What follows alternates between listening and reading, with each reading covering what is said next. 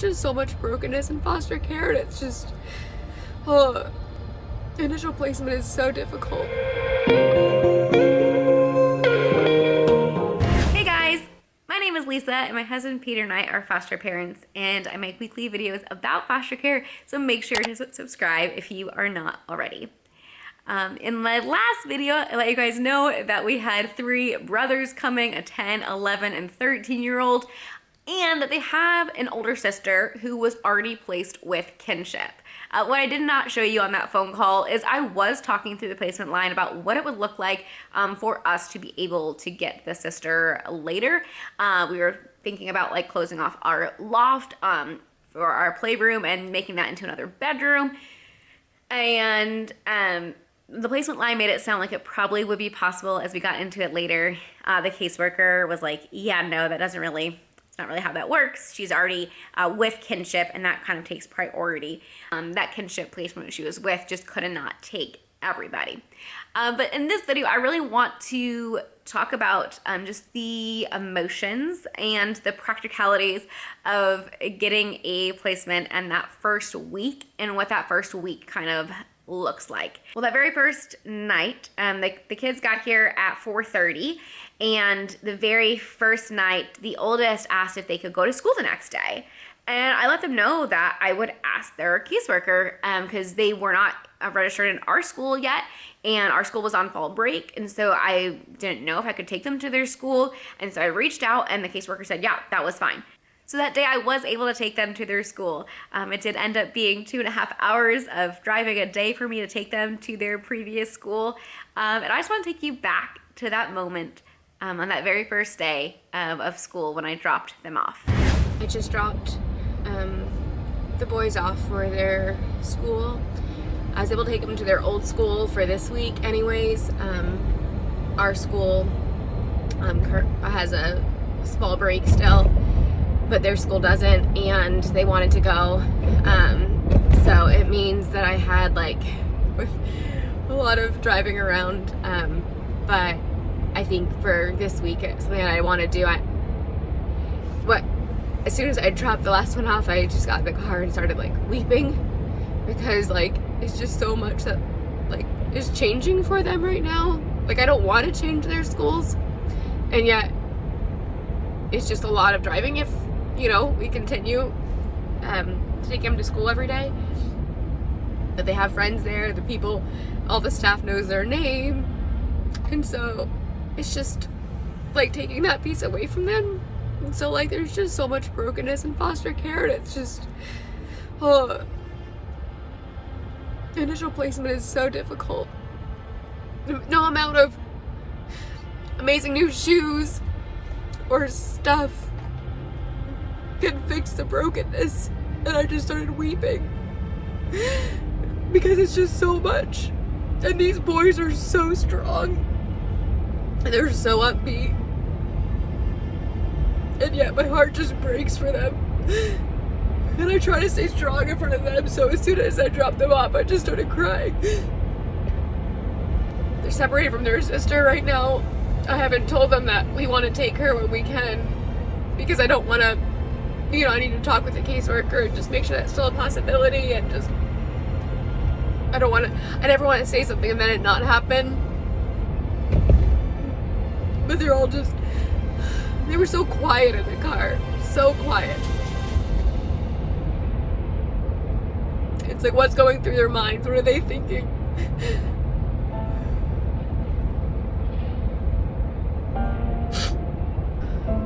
It's emotional. I got a good amount of sleep last night, but it's still emotional. So anyways, that's my little rambling for now. Just a ton of emotions, and there was so much that these boys had been through. I cannot, you know, share all their story with you, but I think you can see in my emotions that it was just a lot to process and a lot to go through. And so just beyond the emotions, there are so many things as a foster parent that very first week that make it so difficult. There's just a lot of appointments got to figure things out with the kids.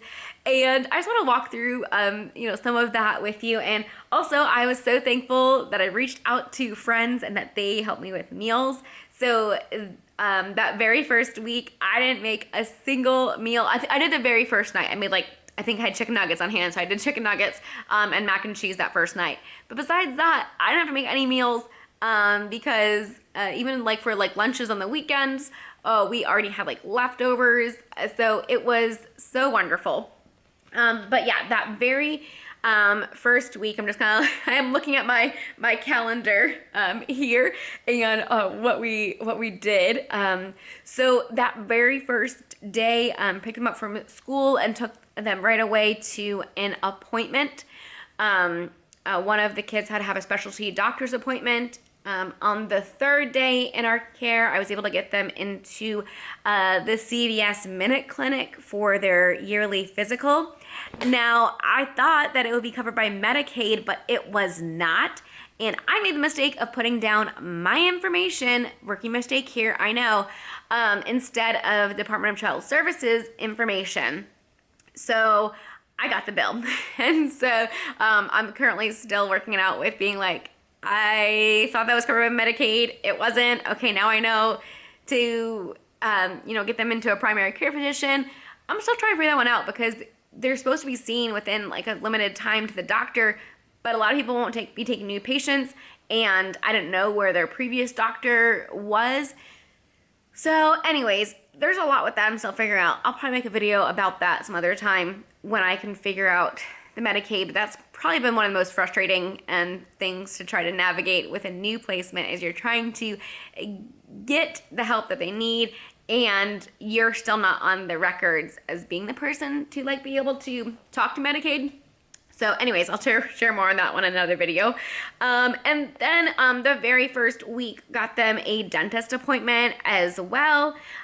We had that first week their caseworker come for a visit. We also had their GAL come for a visit. I had a second specialty appointment for one of the kids. And a little bit after a week, we had our foster care licensing person come and take pictures of the room to make sure that it would qualify for 3 kids to be in the room because the boys were sharing a room because the 2 17-year-old girls were in a different room. And so with that, you're only supposed to have 2 kids in a room in Indiana. And if you have more, you need special permission. And so she had to come out and take a picture of the room and how we had it all set up. Also during that time, we went and took a shopping spree to Burlington, and they each got to use their clothing voucher and got $200 of new clothes. And that was so great to be able to just set them up. My mom was with us at the time, and so it was so great that she was here because with my mom, Peter, and me, we each took a boy and we each had a cart, and we were able to do that shopping trip in an hour and a half, which is pretty impressive when you have to consider all that they have to ring up, and the process of checking out took 30 minutes of that. So that was really a great, I'm so thankful to Burlington, who partners with Indiana DCS, and to be able to get that initial clothing for the kids. The kids love picking out some winter boots, some more sneakers. They each got a winter coat, and it was just so wonderful for them to be set up with those things. And yet, like you saw in my video, those wonderful new things, they don't take away just the missing of family. And in that very first week, I really had been trying to reach out to the kinship. I didn't have their personal number for where the sister was staying, so I gave my number to the GAL and the caseworker and said, please pass it on. Please have her contact me. I really want to make sure that we can hopefully see the sister. And that didn't work that first week. And so that was really hard for the kids. Visits hadn't started yet with the parents. And so they were starting to feel really disconnected. Thankfully, we did have a phone call with the sister that very first week. And they really, enjoyed that time to be able to talk with her and just hear her voice But there's such a strong bond with siblings, and I am so thankful that we were able to keep the 3 boys together, and that they didn't have to travel 2.5 hours away and be so far from their sister. The first week, though, of initial placement is so busy with so many appointments, dealing with emotions, and also just setting up the expectations in the house, because yes, they're coming into a new environment. This is very new for them. I'm not sure the background that they're coming from and what guidance they have had before. And so a lot of it is very new. We had to set up a lot of just clear boundaries with the kids. And if you want a video on that and how we set up the expectations in the home that first week, leave a comment below and I will definitely get you a video of that. And yeah, it's just, we have our main house rules of no hurts, speak with respect, and listen the first time. And those cover a lot. And yet you're realizing as you're going, oh, okay, yeah, we're not going to do that with the chair. Oh, yeah, we do pick up our socks, from the living room floor. Can you, put that in your dirty laundry? And, oh, yeah, we like to clear our place from the table because it was getting overwhelming. The very couple of first days as, I don't provide as much structure, kind of just see where they're at. The living room floor got to be so disastrous and no one was taking their plate, and it was just a lot of work for me and my husband and my mom. Like I said, she was visiting at that time and she was like, you really need to set up some structure for them, expectations. I'm like, I know, we'll get there. But yeah, we did that first week. It was I think it was day 6. We sat down and we had a house meeting is what we called it, and laid some expectations down. So if you're interested in that, let me know. Oh, I will say the very first morning, they did all make their bed, and I was so impressed with that. I said, wow, great job, guys. So that was awesome. And yeah, overall, super respectful boys, and just, there's more people in the house, and it just got to be messy really fast. So we knew we had to come up with some different solutions with just the amount of people in the space.